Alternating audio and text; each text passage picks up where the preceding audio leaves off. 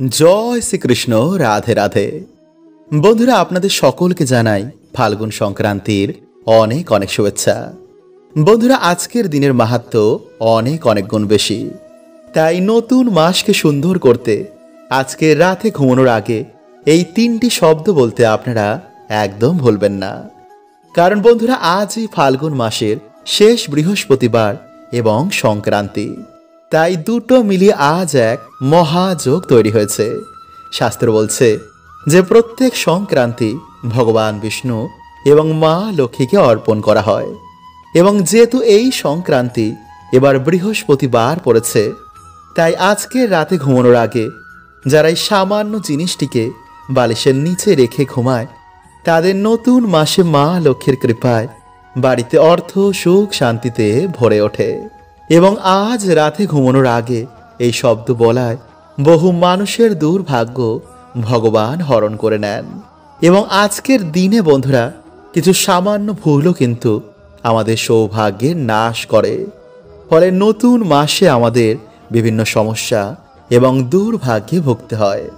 তাই অবশ্যই বন্ধুরা আপনারা কিন্তু ভিডিওটি পুরো দেখুন। বন্ধুরা আজকের এই দিন একটি বিশেষ দিনের মধ্যে অন্যতম। এই দিনে বহু দুর্ভাগ্য সৌভাগ্যে পরিণত হয়, কারণ বন্ধুরা এই বিশেষ দিনে বহু দেবদেবী এই ধরাধামে আবির্ভাব হয়।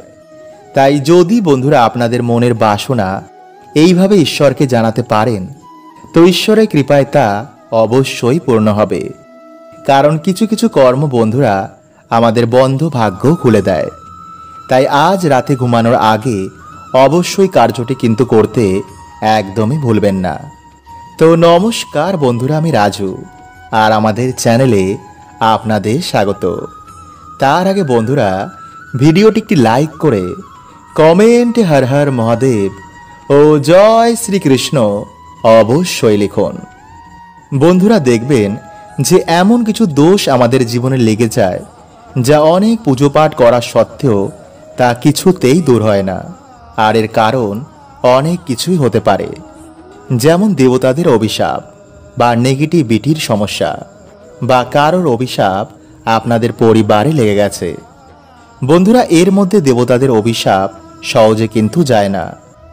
যেমন ধরুন প্রাচীনকালে কোনো মন্দিরে আপনাদের কোনো পূর্বজ কোনো মানসিক করেছিলেন, বা আমাদের কোনো পূর্বজের কারণে সেই মন্দিরের কোনো ক্ষতি হয়ে যায়, আর এই কর্মের ফল বন্ধুরা আমাদের পুরো পরিবারকেই কিন্তু ভোগ করতে হতে পারে। যেমন দেখবেন কোনো পরিবারে কোনো উন্নতি হয় না, পরিবারে ছাড়াছাড়ি, সারাদিন বাড়িতে ঝামেলা, সন্তান হয় না, বিয়ে হয় না, মনে হয় বাড়িতে যেন কোনো প্রাণী নেই। এর মানে বন্ধুরা দেবতাদের কৃপা আপনাদের পরিবারের ওপর নেই। পরিবারে অকাল মৃত্যু, যাতেই হাত দেন তাতেই লস। তাই বন্ধুরা যদি আপনারা এমন কিছু ভোগ করে থাকেন, তো অবশ্যই আপনাদের এর উপাচার করা দরকার। কারণ বন্ধুরা মানুষ শুধু এই ভৌতিক জিনিসকেই দেখতে পায়, এর পিছনের কি কারণ রয়েছে মানুষ অনুমানও করতে পারে না। তাই প্রাচীনকালে গুরুই আমাদের মার্গদর্শন করতেন, কিন্তু বর্তমানে বেশিরভাগ মানুষের যেহেতু কোনো গুরু নেই, ফলে মানুষ ধীরে ধীরে সমস্যায় জড়িয়ে তার জীবন নরক হয়ে ওঠে। তাই বন্ধুরা আজকের এই ভিডিওতে আমরা জানব যে কিভাবে আপনি ঈশ্বরের কৃপা পেয়ে এই সমস্ত সমস্যা থেকে বাইরে বেরিয়ে আসবেন। বন্ধুরা যেহেতু আমাদের জীবনে কোনো কর্ম দোষ লেগেছে, তাই ভক্তির সাথে আমাদের কিছু কর্ম অবশ্যই করা দরকার। যেমন দান ধর্ম, আমাদের শাস্ত্রে দানকে খুবই গুরুত্বপূর্ণ বলা হয়েছে। কারণ বন্ধুরাই কাজ করার মাধ্যমে আপনি তাদের আশীর্বাদ প্রাপ্ত করেন, ফলে জীবন থেকে অনেক দোষ, অভিশাপ, বাধা বিপত্তি এতে নাশ হয়ে যায়। যেমন পশু পাখিকে অন্নদান, কোনো গরিবকে বিভিন্নভাবে সাহায্য করা, তা পয়সার দিক থেকেই হোক বা বিদ্যার দিক থেকে। এতে কি হবে বন্ধুরা, আপনারা তাদের আশীর্বাদ পেয়ে আপনার বিকর্মের নাশ হবে, ফলে আপনারা ঈশ্বরের কৃপা প্রাপ্ত করবেন। নাম্বার 2, সেবা। বন্ধুরা যত মহান মহান ভক্তদের জীবনী পড়বেন, তারা ঈশ্বর নয়তো মানুষের অবশ্যই সেবা করতেন। যদি আপনি কর্মযোগ পালন করতে চান, তো মা বাবা, পশু পাখি বা বিভিন্ন মানুষের অবশ্যই সেবা করুন। আর যদি আপনি ভক্তিযোগ পালন করতে চান তো মন প্রাণ দিয়ে শুধু ঈশ্বরের ভক্তি করুন। এত ঈশ্বরকে স্মরণ করুন যাতে ঈশ্বর আপনার প্রার্থনা শুনতে বাধ্য হয়ে যান। তো চলুন বন্ধুরা, এবার আমরা জেনে নিই যে আজ রাতে আপনারা কোন প্রক্রিয়াটি করবেন।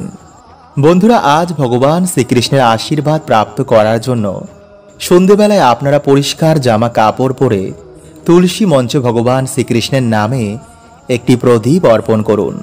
তারপর বাড়িতে আপনারা যেমন সন্ধে দেন তেমনই সন্ধ্যা দেবেন। এরপর রাতের বেলায় আপনারা যা ভোজন করেন তা ভোজন করার পর আপনারা 3 বার হে কৃষ্ণ করুণা সিন্ধু দীন বন্ধু জগৎপথে গোপেশ গোপিকা কান্ত রাধা কান্ত নমস্তুতে। বন্ধুরা, এই মন্ত্র জপ করার পর আপনারা ধ্যানে বসে ভগবান শ্রীকৃষ্ণের বিশ্বরূপের আপনারা চিন্তন করবেন। আপনাদের সময় অনুসার 5 মিনিট, 10 মিনিট বা 15 মিনিট যেমন খুশি আপনারা তা অবশ্যই করবেন। এছাড়া বন্ধুরা, আপনারা চাইলে প্রত্যেক দিন রাতে শোয়ার আগে এই প্রক্রিয়াটি করতে পারেন। ফলে কিছু দিনের মধ্যে আপনার জীবনে এক অশেষ পরিবর্তন দেখতে পাবেন। হ্যাঁ বন্ধুরা, এতটাই শক্তিশালী এই প্রক্রিয়াটি, তাই অবশ্যই কিন্তু বন্ধুরা এই প্রক্রিয়াটি করতে ভুলবেন না। বন্ধুরা, যদি পরিবারের সুখ শান্তি ফিরে পেতে চান, মায়ের অশেষ কৃপা যাতে আপনাদের পরিবারের ওপর সদয় বজায় থাকে, তো অবশ্যই বন্ধুরা আপনারা এই প্রক্রিয়াটি একটি বার করে দেখুন। বন্ধুরা, অনেকেই আমাদের মধ্যে ভাবেন যে মা লক্ষ্মীর কৃপায় শুধুই আমরা ধনই প্রাপ্ত করি, কিন্তু বন্ধুরা এমনটা সত্য নয়। কারণ যার ওপর মা লক্ষ্মীর কৃপা থাকে না তার পড়াশুনো, কাজের জায়গা এবং প্রেম সম্বন্ধেও বিভিন্ন রকম সমস্যা দেখা দেয়। এমনকি পরিবারেও ছাড়াছাড়ি পর্যন্ত হয়ে যায়। কারণ যাতে লক্ষ্মীশ্রী থাকে না সেই জিনিসের কখনো কিন্তু উন্নতি সম্ভব নয়। তাই আমাদের জীবনে প্রত্যেকের মা লক্ষ্মীর কৃপা প্রাপ্ত করা অনিবার্য দরকার। তাই বন্ধুরা, আজকের যে প্রক্রিয়াটি আপনাদের জানাবো তা যদি ভক্তি ও পুরো নিষ্ঠার সাথে আপনারা পালন করতে পারেন, তো আমি আপনাদের বলছি যে আপনারা মা লক্ষ্মীর কৃপা প্রাপ্ত করবেন, এটা গ্যারেন্টি। তাহলে দেরি কেন? তো চলুন বন্ধুরা, এবার আমরা জেনে নিই সেই প্রক্রিয়াটি। তার আগে যদি বন্ধুরা আপনারা চ্যানেলে নতুন হন তো চ্যানেলটি সাবস্ক্রাইব করতে একদম ভুলবেন না। আর কমেন্টে লিখুন হর হর মহাদেব ও জয় শ্রীকৃষ্ণ। বন্ধুরা, আমরা সকলেই জানি যে ভগবান বিষ্ণু হলেন এই সৃষ্টির পালনকর্তা, আর মা লক্ষ্মী হলেন তার শক্তি স্বরূপা। তাই ব্রহ্মাণ্ডে যত ডাইমেনশন আছে সব কিছু শ্রী হচ্ছেন মা লক্ষ্মী। তাই আপনারা কোনো রকম লোভ বা লালসা না করে মায়ের আশীর্বাদ প্রাপ্ত করার জন্য আপনারা এই প্রক্রিয়াটি করবেন। কারণ যার ওপর মায়ের আশীর্বাদ থাকে তার 14 পুরুষের কখনো অর্থের অভাব হয় না, কোনো মনোবাসনাও তাদের অপূর্ণ থাকে না। তাই আপনারা মায়ের কৃপা প্রাপ্ত করার জন্যই এই মনোভাব নিয়ে এই প্রক্রিয়াটি করবেন। তো আমার সাথে বন্ধুরা একবার আপনারা বলুন জয় মা লক্ষ্মী। বন্ধুরা, এই প্রক্রিয়াটি করার আগে বাড়ি থেকে অলক্ষ্মী বিদায় করা খুবই দরকার, নইলে কিন্তু মা লক্ষ্মী আপনাদের বাড়িতে কখনো প্রবেশ করবেন না। কারণ যেই বাড়িতে অলক্ষ্মী বাস করেন সেই বাড়িতে মা লক্ষ্মী কখনো প্রবেশ করেন না। তাই এর জন্য হয়তো আপনারা এত পুজো অর্চনা করার পরেও মায়ের আশীর্বাদ পাচ্ছেন না। পরিবারে যেই সমস্যা সেই সমস্যাই রয়েছে। তাই বন্ধুরা, বাড়ি থেকে অলক্ষ্মী বিদায়ের জন্য আপনাদের ঘর মোছার জলে প্রত্যেক দিন গঙ্গা জল ও কর্পূর মিশিয়ে তা দিয়ে ঘর মুছবেন। বিশেষ করে সেই জায়গায় যেই জায়গায় আলো প্রবেশ করে না। কারণ বন্ধুরা, অন্ধকার জায়গাতেই দেবী অলক্ষ্মীর বাস হয়। এমনকি প্রদীপের তলায়ও দেবী অলক্ষ্মী বাস করেন। তাই বাড়িঘর পরিষ্কার পরিচ্ছন্ন রাখার সর্বদা চেষ্টা করবেন। বন্ধুরা, যেমনভাবে আপনারা বাড়িতে সন্ধ্যা প্রদীপ জ্বালান, বাড়িতে সন্ধ্যা আরতি করেন, তেমনি সন্ধেবেলায় বাড়িতে পুজো অর্চনা করার সময় মা লক্ষ্মীর সামনে একটি ঘিয়ের প্রদীপ জ্বালাবেন। তারপর মায়ের সামনে উলু দিয়ে শঙ্খ বাজিয়ে মায়ের সামনে বসে হাতে লবঙ্গ, এলাচ ও একটি 1 টাকার কয়েন নিয়ে 11 বার লক্ষ্মী গায়ত্রী মন্ত্র আপনারা পাঠ করবেন। আর যদি বন্ধুরা আপনারা চান তো ওম নমো লক্ষ্মী নারায়ণায় নমো এই মন্ত্রটিও পাঠ করতে পারেন।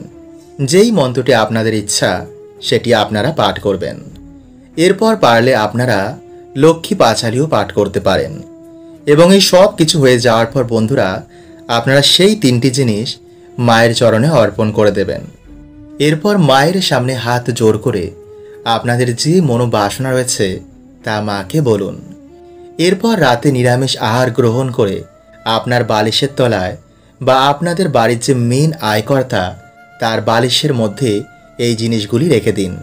কিন্তু যেন বন্ধুরা এই খবর কেউ না পায়, আর যেন বন্ধুরা এই বালিশ অন্য কেউ ব্যবহার না করে। এই জিনিসগুলো আপনারা যত দিন খুশি বালিশের মধ্যে রাখতে পারেন। এরপর আপনাদের মনোবাসনা পূর্ণ হলে বাড়িতে মা লক্ষ্মীর পুজো দিয়ে সেই জিনিসগুলো আপনারা কোনো জলাশয়ে ভাসিয়ে দেবেন। বন্ধুরা যে বাড়ির মহিলারা ঝাঁটায় পা ঠেকায় বা পা দিয়ে ঠোকর মারে সেই বাড়িতে কখনোই বন্ধুরা মা লক্ষ্মীর বাস হয় না। সে বাড়িতে সর্বদাই দরিদ্রতা লেগে থাকে। কারণ বন্ধুরা মানা হয় যে ঝাড়ুতে মা লক্ষ্মীর বাস হয়। ঝাড়ু আমাদের বাড়ি থেকে দরিদ্রতা এবং নেগেটিভ এনার্জিকে বার করে দেয়। নাম্বার 2, পা দিয়ে দরজা খোলা।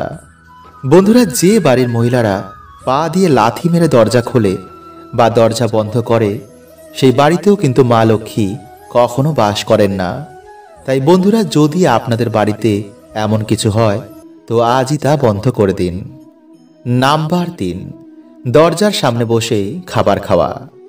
বন্ধুরা যদি আপনাদের কোনো মহিলারা দরজার সামনে বসে খাবার খায় তো বন্ধুরা এটি কিন্তু আপনাদের বাড়ির জন্য উন্নতির পথে বাধা হয়ে দাঁড়াবে। কারণ হিন্দু শাস্ত্র অনুসার এটিকে খুবই অশুভ বলে মানা হয়। নাম্বার 4, সন্ধেবেলায় ঘর ঝাড়ু দেওয়া। বন্ধুরা যে বাড়ির মহিলারা সকালের বদলে সন্ধেবেলা বা রাতের বেলায় ঘর ঝাড় দেয় সেই বাড়িতে অবশ্যই বন্ধুরা দরিদ্রতা আসবেই বা সুখ শান্তি সেই বাড়িতে থাকবে না। কারণ যেই সময় বন্ধুরা আমাদের বাড়িতে মা লক্ষ্মী আসেন সেই সময় যদি আমরা বাড়িতে ঝাড় দিই তো কখনোই মা লক্ষ্মী আমাদের বাড়িতে প্রবেশ করবেন না। তাই বন্ধুরা এই ভুল কিন্তু আপনারা আজ থেকে আর ভুলেও করবেন না। নাম্বার 5, বন্ধুরা অনেক মহিলারা কি করে রাতে খাওয়া দাওয়ার পর একটু বাসন কোসনি গ্যাসের উপর রেখে চলে যায়। এটি কিন্তু বন্ধুরা আপনারা ভুলেও করবেন না। নাম্বার 6, বেশি বেলা করে ঘুম থেকে ওঠা। বন্ধুরা দিনের সব থেকে শুভ সময় হচ্ছে ভোরবেলা। তাই বাড়িতে পুরুষ হোক বা স্ত্রী যারা বেলা করে ঘুম থেকে ওঠে তাদের বাড়িতে কিন্তু বন্ধুরা কোনো রকম শুভ প্রভাব খুবই কম পড়ে। বিশেষ করে স্ত্রীদের সকাল সকাল ঘুম থেকে উঠে বাড়িতে সকলের কল্যাণের জন্য ঘর দুয়ার পরিষ্কার পরিচ্ছন্ন করে ইটোকাটা পরিষ্কার করে এরপর স্নান করে ঈশ্বরের কাছে বাড়ির কল্যাণের জন্য স্বামীর উন্নতির জন্য প্রার্থনা করা উচিত। কারণ বন্ধুরা বলাই হয় যে সংসার সুখী হয় রমণীর গুণে। নাম্বার 7, এছাড়া বন্ধুরা যে বাড়িতে স্ত্রীদের ওপর অত্যাচার হয়, যে বাড়িতে একজন স্ত্রী সুখী নেই, স্ত্রীদের গায়ে হাত তোলা হয়, তো বন্ধুরা এমন বাড়িতেও কিন্তু মা লক্ষ্মীর কৃপা হয় না। তাই স্ত্রী পুরুষ যদি দুজনের দায়িত্ব সঠিকভাবে পালন করে তো বন্ধুরা সেই বাড়িতে অবশ্যই কিন্তু মা লক্ষ্মীর কৃপা হয়। সে বাড়িতে সুখ শান্তি বিরাজ করে। হরে কৃষ্ণা, ওম নমঃ শিবায়।